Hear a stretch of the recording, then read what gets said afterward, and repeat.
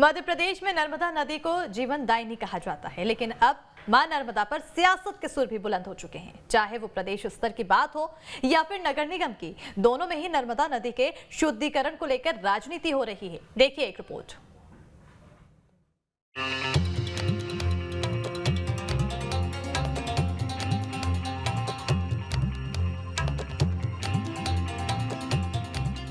जबलपुर शहर नर्मदा नदी की गोद में बसा हुआ है, लेकिन यहाँ की गंदगी नर्मदा नदी के पावन जल को दूषित कर रही है, जिसे रोकने के लिए साल दर साल योजनाएं भी बनती हैं, लेकिन धरातल पर कार्य नहीं बल्कि सियासत ही देखने को मिलती है। जबलपुर नगर निगम के महापौर ने पदभार संभालते ही नर्मदा नदी के शुद्धिकरण की बात कही थी, लेकिन 8 महीने बीत जाने के बाद हालात जस के तस हैं। वही महापौर का कहना है कि नर्मदा के शुद्धिकरण के लिए टेंडर प्रक्रिया पूरी हो चुकी है और हम दिवाली तक नर्मदा को पूर्ण रूप से शुद्ध कर देंगे।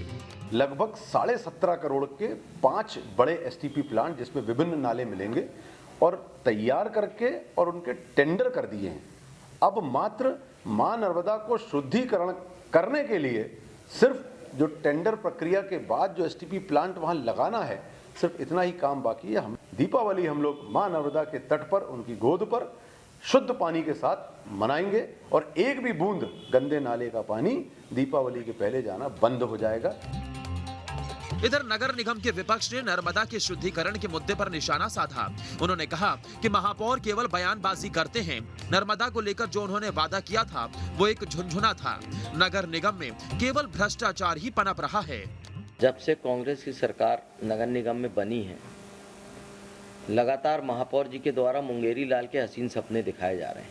यहाँ पे हर अधिकारियों की, जैसी महापौर और अधिकारियों की जो चल रही है, वो मुझे समझ में आ रहा है कि सब मिली जुली सरकार चल रही है और यहाँ पे पूरा भ्रष्टाचार का आलम बना हुआ है। मैं इनसे पूछना चाहता हूँ कि यदि आप मां नर्मदा को जीवनदायिनी मां मानते हैं तो उस पर तो कम से कम राजनीति मत करो। बहरहाल आरोप प्रत्यारोप का दौर जारी है, लेकिन हकीकत ये है कि नर्मदा नदी लगातार दूषित होती जा रही है, जिसके संरक्षण पर ध्यान देना बेहद जरूरी है। देखना होगा कि नर्मदा शुद्धिकरण का दावा कब सच होता है। जबलपुर से दुर्गेश साहू के साथ टीम न्यूज़ स्टेट।